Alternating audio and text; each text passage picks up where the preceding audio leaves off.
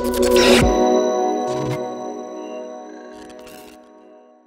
Guys, welcome to common man reviews. ఈ వీడియోలో మనం యక్షిని ఫైనల్ ఎపిసోడ్ స్టోరీ ఏంటో తెలుసుకుందాం. దానికి ముందు ఏం జరిగిందో తెలుసుకోవాలనుకుంటున్నారా? అయితే ప్రీవియస్ వీడియోస్ అన్నీ కూడా మా ఛానల్లో ఉన్నాయి, ప్లీజ్ గో వాచ్. అంతేకాకుండా కింద డిస్క్రిప్షన్లో ఈ ఎపిసోడ్కి సంబంధించిన లింక్స్ అన్నీ కూడా ఇచ్చాం, ప్లీజ్ గో వాచ్. కొత్తగా మా ఛానల్కి ఎవరైనా విజిట్ చేసినట్టయితే దయచేసి సబ్స్క్రైబ్ చేయండి, మీ ఫ్రెండ్స్ అండ్ ఫ్యామిలీకి కూడా షేర్ చేయండి. ఓపెన్ చేస్తే మహాకాల్ ప్రేమలో మోసపోయి బాధతో గుడివైపు నడుచుకుంటూ వస్తుంది మాయ. అయితే మాయ లోపలికి ప్రవేశించడానికి ప్రయత్నిస్తున్నప్పుడు ఆమెకు లోపలికి ప్రవేశం లేకుండా పోతుంది. దాంతో కుబేరుడికి ప్రార్థిస్తుంది. అప్పుడు కుబేరుడు ప్రత్యక్షమై, యక్షజాతిలో పుట్టిన నువ్వు కేవలం మానవుని ప్రేమకి లొంగి నీ యక్షజాతి ధర్మాన్ని నువ్వు విస్మరించావని, నీకెక్కడికి ప్రవేశం లేదని. అప్పుడు మాయ కుబేరుడిని ప్రాధాయపడుతుంది, ఎలా అయినా సరే తనకి అలకాపురిలో ప్రవేశం కల్పించమని. ఏ మగవాని ప్రేమ వల్ల అయితే నువ్వు మోసపోయావో అటువంటి 100 మంది మగవాళ్ళతో నువ్వు శృంగారం చేసి వాళ్ళని చంపేయాలని, అయితే నువ్వు చంపే ఆ 100వ వ్యక్తి ఖచ్చితంగా బ్రహ్మచారి ఉండాలని, చావుకు సిద్ధమై ఉండాలని, అప్పుడు మాత్రమే నీకు అల్కాపురిలో ప్రవేశం దొరుకుతుందని కుబేరుడు మాయతో చెప్తాడు. కట్ చేస్తే కృష్ణ ఆఫీస్కి రెడీ అయ్యి వెళ్తున్నప్పుడు ఇంట్లో వాళ్ళందరూ కృష్ణ దగ్గరికి వచ్చి, ఒరే అదంతా ఒక పీడకలు అనుకొని మర్చిపోరా అని సముదాయించడానికి ప్రయత్నిస్తూ ఉంటారు. అయితే కృష్ణ అక్కడి నుంచి ఆఫీస్కి వస్తాడు. వాళ్ళ ఫ్రెండ్స్ కూడా అతన్ని ఓదార్చడానికి ప్రయత్నిస్తారు. కానీ ఆమె ప్రేమలో మునిగిన కృష్ణ ఆమె ఆలోచనలతోనే చాలా బాధపడుతూ ఉంటాడు, ఆమెను మర్చిపోలేకపోతూ ఉంటాడు. ఆమె ప్రేమలో ఉన్నంతసేపు తను చాలా ఆనందంగా ఉన్నానని, తను ఇలా చేస్తుందని అనుకోలేదని అతను చాలా బాధపడతాడు. అయితే అదే బాధతో కృష్ణ రాత్రి ఇంటికి వచ్చేసరికి మాయ చేతిలో ఉన్న బొమ్మ విరిగిపోవడం చూసి ఆ బొమ్మను తీసి అతికించడానికి ప్రయత్నిస్తాడు కృష్ణ.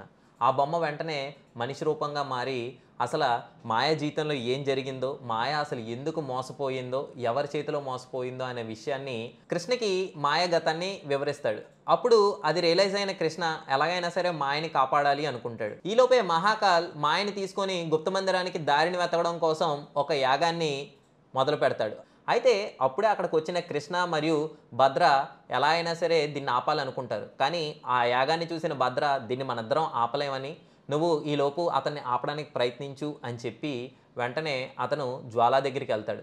నువ్వు మాయా మీద కక్ష తీర్చుకోవాలనుకుంటున్నావు, కానీ మహాకాల్ గనక యక్షిణీ లోకంలో కనుక అడుగు పెడితే యక్షజాతి మొత్తాన్ని అతను నాశనం చేస్తాడు అని చెప్పేసి భద్ర జ్వాలతో చెప్తాడు. అది విని జ్వాల తను రియలైజ్ అయ్యి ఎలాగైనా సరే యక్షజాతి మొత్తాన్ని కాపాడాలనుకుంటుంది. శాపగ్రస్తులైన యక్షిణీలు ఎవరైతే ఆ యొక్క ద్వారం గుండా వెళ్ళడానికి ప్రయత్నిస్తారో ఆ వాళ్ళు నాశనం అయిపోయి ఆ ద్వారం కూడా అంతర్ధానం అయిపోతుందని అది తెలుసుకున్న జ్వాల మహాకాల్ యాగం చేస్తున్న ప్రదేశానికి వస్తారు. మహాకాల్ కన్నా ముందే ఆ ద్వారంలో అడుగు పెడుతుంది జ్వాల. దాంతో ఆ ద్వారం అంతర్ధానం అయిపోతుంది. ఆ ద్వారం మూసుకుపోవడంతో ఆ మూసిపోయేటప్పుడు వచ్చే శక్తి వల్ల మహాకాల్ కూడా ఎక్కడికో దూరంగా విసిరేయబడతాడు. అయితే వెంటనే అక్కడ ఉన్న కృష్ణని చూసి మాయ దగ్గరికి వచ్చి, నేను నిన్ను చంపాలనుకున్నాను, అయినా సరే నువ్వు నన్ను కాపాడాలనుకున్నావు అని చాలా చలించిపోతుంది. అయితే అతను మాయ దగ్గరికి వచ్చి, నువ్వు నన్ను చంపితే నీకు శాప విమోచనం దొరుకుతుందని, నువ్వు మళ్ళీ నీ యక్షలోకానికి వెళ్ళిపోవచ్చని తనని చంపమని చెప్తాడు. అయితే తను చెప్పే మాటలకి కన్విన్స్ కాలేకపోతుంది మాయ, ఎందుకంటే అతను చూపించే ప్రేమకి ఆమె లొంగిపోతుంది. కానీ అతను ఆమెని కన్విన్స్ చేసి తనని ఎలాగైనా చంపమని చెప్పేసి మాయని కోరుకుంటాడు. దాంతో వాళ్ళిద్దరూ కలిపి కిస్ చేసుకుంటారు. అక్కడతో ఈ స్టోరీ అయిపోతుంది. మరి నెక్స్ట్ ఏమైనా జరుగుతుందా లేదా అనేది నెక్స్ట్ ఏమైనా ఎపిసోడ్ వస్తే చూడాలి. అంతవరకు stay tune to our channel. ఇటువంటి హానెస్ట్ అండ్ జెన్యూన్ రివ్యూస్ కావాలనుకుంటే మా ఛానల్ని సబ్స్క్రైబ్ చేయండి. అంతేకాకుండా మీ ఫ్రెండ్స్ అండ్ ఫ్యామిలీ కూడా షేర్ చేయడం మర్చిపోకండి. Thank you.